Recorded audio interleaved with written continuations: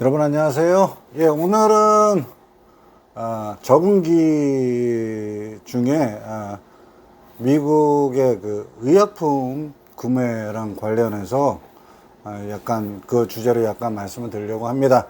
여러분 아시는 것처럼 미국은 의료 지옥이라고 얘기할 만큼 한국과 비교해서는 뭐 의료 서비스가 그렇게 좋은 편이 아닙니다. 보험이나 그런 것도 국민보험이나 이런 어떤 체계가 없기 때문에 개인적으로 이렇게 많은 보험비를 부담을 해야 되는 그런 상황이 되고, 그래서 이제 약 같은 것도 이제 뭐 일반 감기약 같은 거는 여러분 뭐 그냥 약국이나 여기는 이제 CVS라 그래서 이제 마트하고 좀 비슷한 그런 저희가 돼 있어요. 그래서 일반적인 한국식의 그런 약국과는 조금 다른 그런 것들이 보편적으로 많이 있고, 물론 한국식의 어떤 약국과 같은 그런 구조나 그런 가게들도 존재는 합니다. 그렇지만 조금 다른 어떤 좀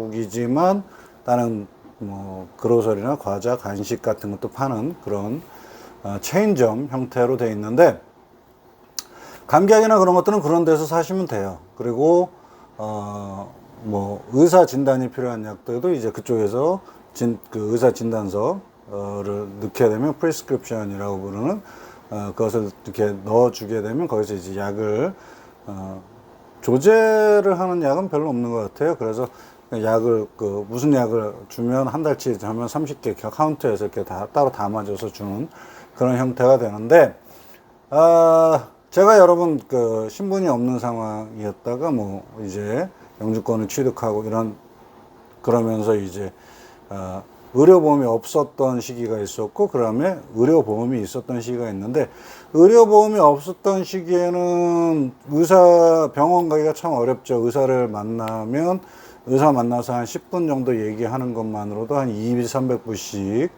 돈을 내야 되고, 그리고 이제 약을 타서 먹게 되면 그 약값도 또 따로 부담을 해야 되기 때문에 꽤 부담이 됩니다.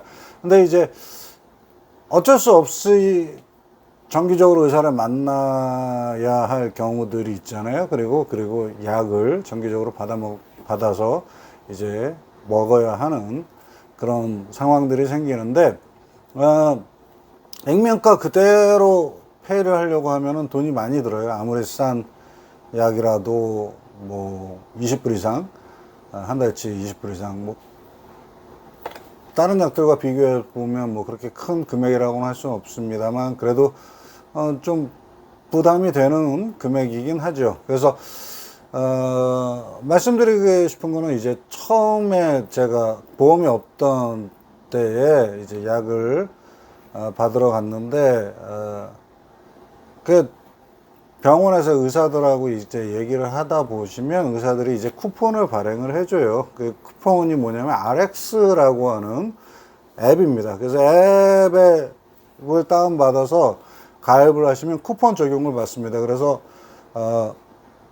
금액이 여러 가지로 차이가 납니다. 그래서 할인이 뭐 적게 되는 약도 있고 많이 될 수 있는 약인데, 할인이 많이 되는 약 같은 경우에는 뭐 반값 밑으로 떨어져서 50% 이상 할인을 받아서 조금 더 돈을 세이브하면서 사실 수가 있게 돼요. 그래서 RX라고 하는 그 앱이 보험이 없으신 분들은, 만약에 이렇게 진단 필요한 일반 약이 아닌 진단이 의사 처방전을 통해서 약국에서 받아야 되는 약들의 경우에는 그거를 하셔갖고 그 RX 그 아이디 넘버를 주시게 되면 이제 쿠폰 적용이 되는 것들, 할인 혜택이 적용이 되는 약들은 할인을 받으실 수가 있습니다. 근데 이제 그리고 나서 이제 뭐 보험을 제가 또 이제 갖게 됐잖아요. 그러니까 보험을 가졌을 때 여러분, 한국의 건강보험하고 미국의 보험은 조금 다릅니다. 그래서 미국의 보험은 보험료를 이렇게 개인이 부담을 하든가 아니면 고용주가 부담을 하게 되는데, 그렇게 해서 보험을 갖게 됐더라도 생각하셔야 되는 게, 첫 번째 두 가지가 종류가 있어요. 첫 번째는 코페이라는 종류가 있고요. 그 다음에 코인슈어런스라는 종류가 있습니다. 그래서 코페이라는 것은 같이 페이하는 형태의 상황이 돼서 의료 서비스를 받으신 이후에 매번 이렇게 돈을 정해진 돈을 좀 내게 돼 있어요. 그래서 근데 많지는 않습니다. 그렇게 양이 그 금액이 크거나 그러진 않아서 코페이 적용을 받아서 이제 하시는 경우가 있고, 저 같은 경우에 코인슈어런스라고 그래서 제가 의료 서비스를 받은 이후에 제가 돈을 바로 내는 게 아니고 그 서비스에 대해서 이제 보험사의 그 청구가 들어갑니다. 클레임이 들어가면 그 보험사가 보험회사에서 페이할 부분과 제가 페이할 부분을 이렇게 나눠서 이제 나중에 통지서로 저한테 오게 되는데, 어떤 경우는 뭐 의료 보험 가입자들에 대한 의료 할인이 있고요. 그 다음에 거기서 이제 보험 회사가 부담하는 보험 뭐 회사의 부담 비용이 있고, 그 다음에 개인 비용, 이렇게 돼서 굉장히 싼 경우도 있고, 어떤 경우에는 할인 혜택이 없이 보험회사가 반을 부담하고 제가 반을 부담하는 이런 경우도 있게 됩니다.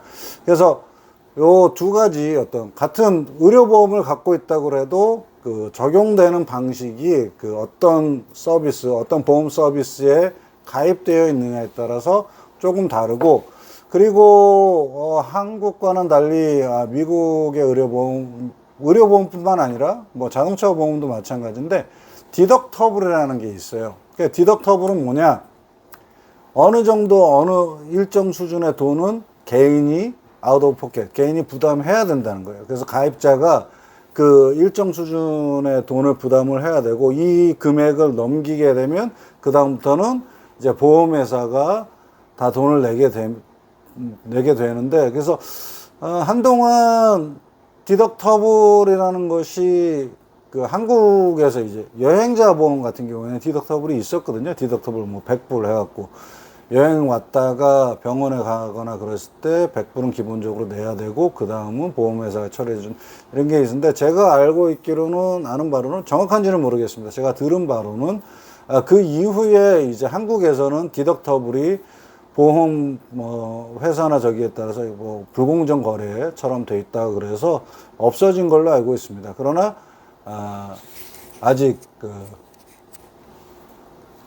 미국에서는 이 디덕터블이 존재한다는 거. 그래서 어느 정도 그 정해진 금액 이하는 뭐 다 내는 건 아니지만 내셔야 된다는 게 있어요.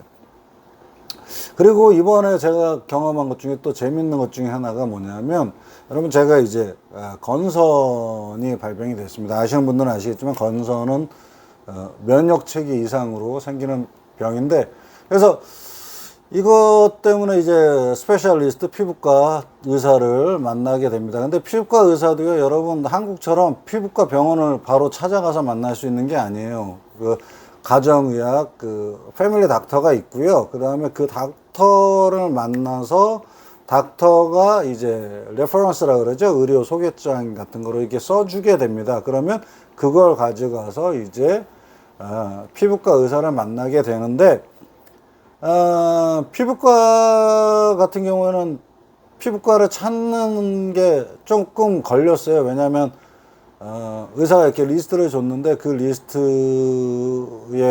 의사 전화를 해봤더니 보험을 받지 않는 피부과도 꽤 되더라고요. 그러면 이제 보험을 받지 않는다는 건 내가 보험을 갖고 있어도 보험이 없는 사람처럼 금액을 전부 다 페이를 해야 되고, 그래서 제가 가진 보험을 받는 병원을 피부과 의사를 찾았고, 그래서 만나서 이제 약을 처방을 받습니다. 첫 번째 약을 처방을 받는데,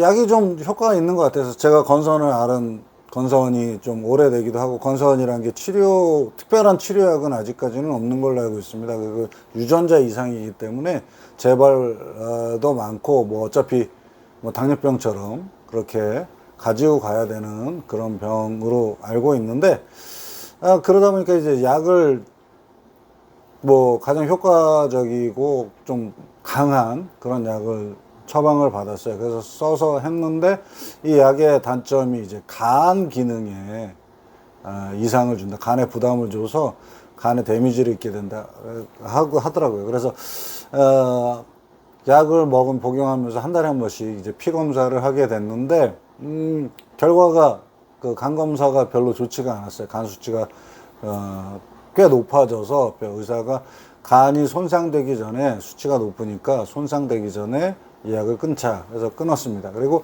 그 다른 두 번째 약을 처방을 받았는데 이 약은 간 기능이나 그런데 어떤 부담은 없어요. 그런데 이제 그만큼 치료 기간이 오래, 복용하는 기간이 오래 걸리고, 그리고 조금 뭐라 그럴까, 강력한 약 처방이 아니어서 좀 약한 그런 처방인데, 참 재밌는 게 이 약이 굉장히 비쌉니다. 제가 말씀드린 이 두 번째 약이 오테즐라라는 약인데, 오테즐라가 굉장히 비싸요. 어느 정도로 비싸냐 하면은 한 달치 약값이 4,700만 원이 4,700불. 그러니까 한국 돈으로 한 500만 원이 조금 넘는 돈이 나오더라고요. 그럼 한 달에 500만 원 되는 돈을 어떻게 내겠습니까? 그래서 보험에서 이렇게 적용을 받는데, 보험회사에서 제가 말씀드린 대로 코인슈어런스이기 때문에 보험회사에서 절반보단 조금 더 페이를 했어요. 그래서 2,500불 정도로 페이를 하게 됐는데, 2,500불을 페이를 해도 여러분 2,200불이 남지 않습니까? 그 2,200불도 250만 원 정도, 한국 돈으로 250만 원에서 260만 원 정도 되는 것 같은데, 부담이 크죠. 이거를 뭐 약을 한 달만 먹고 딱 나아지는 것도 아니고 얼마를 먹었지, 몇 년을 먹어야 될지 모르는데, 그래서 이 약을 갖고 있으면 안 돼. 이 약을 쓰게 되면 뭐 이 약을 계속 장기적으로 복용할 수가 없는 상황인데, 이 약의 특성상 장기적인 복용이 필요하단 말이죠. 그래서 어떻게 할까 하는데 이제 약국에서 이렇게 전화가 오더라고요. 그래서 그 회사에서 운영하는 코페이 카드라는 게 따로 있다고 그럽니다. 그래서 그 회사랑 그 회사랑 전화로 이제 약국하고 회사 담당자하고 저하고 이제 3자 통화를 통해서 코페이 카드를 이제 셋업을 하는데, 이제 뭐 제 주민등록이나 뭐 소셜 넘버죠. 여기서는 그런 번호나 제 주소, 전화번호, 그리고 제 이메일 같은 일반적인 그런 것들을 얘기를 하고, 증상이나 그런 거에서 의사의 어떤 진단서도 이제 그쪽으로 이제 팩스로 넘겨주고, 그 다음에 그 진단서 번호, 처방전 번호, 그리고 그 약에 저희가 있거든요. 그 고유 번호들이 있습니다. 고유 인식 번호 같은 것들을 입력을 해서 이제 약을 타게 되는데, 코페이 카드를 통해서 전액 면제를 받았어요. 그래서 이제 제가 낸 돈은 없죠. 그러니까 보험회사 기록상으로는 이렇게 되는 거예요. 보험회사 기록상으로는 보험회사에서 절반을 냈고 제가 반을 낸 걸로 되는데, 그 반이 제약회사, 그 약을 파는 제약회사에서 제공하는 코페이 프로그램을 통해서 페이가 되는 거죠.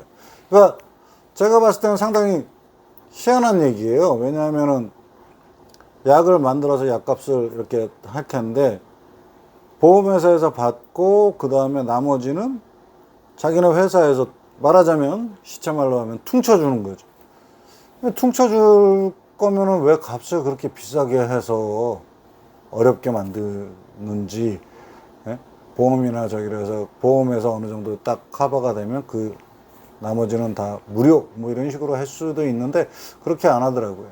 그래서 보험이 있어도 약값이 비싼 경우도 있는데, 여러분 생각하셔야 될 건 미국에서는 그거에 따른 그런 부담을 덜기 위한 다른 프로그램들이 있어요. 그래서 내가 요청을 하지 않으면 그 프로그램 적용을 받거나 아니면 그거에 대한 도움을 받을 수가 없이 내가 액면가 그대로를 내야 되는데, 내가 요청하고 요구를 하게 되면 어떻게 되느냐, 그거 가장 베스트 옵션으로 뭐 많이 절감을 하든지 적게 절감하든지 어떻게든 절감할 수 있는 방법은 반드시 있다라고 말씀을 드리고 싶습니다. 그래서 항상 여러 가지를 찾아보고, 그 다음에 뭐 약국이나 그런 쪽에서도 자기들의 어떤 수입이나 아니면 그 약국 그 제약회사의 그 약들을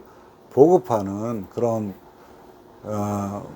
어떤 넘버, 실적 같은 넘버와도 관련이 있기 때문에 내가 요구를 하고 그런 프로그램이나 어떤 도움을 방법을 찾아달라고 하면 분명히 찾아준다라는 얘기예요. 그러니까는 여러분 두려워하거나 너무 걱정하지 마시고 미리 찾아보시고 덥석덥석 이렇게 결정해서 돈을 페이하거나 그러지 마시고 먼저 좀 알아보시고 부탁을 해보시고 그 다음에 도움이나 프로그램들을 요청을 좀 해보시고 그리고 나서 결정하고 페이를 하셔도 된다라고 말씀을 드리고 싶습니다.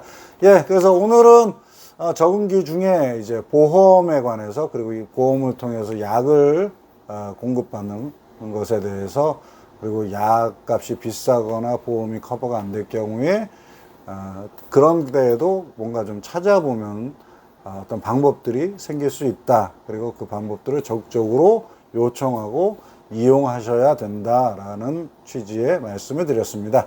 예, 지금까지 시청해 주셔서 감사합니다.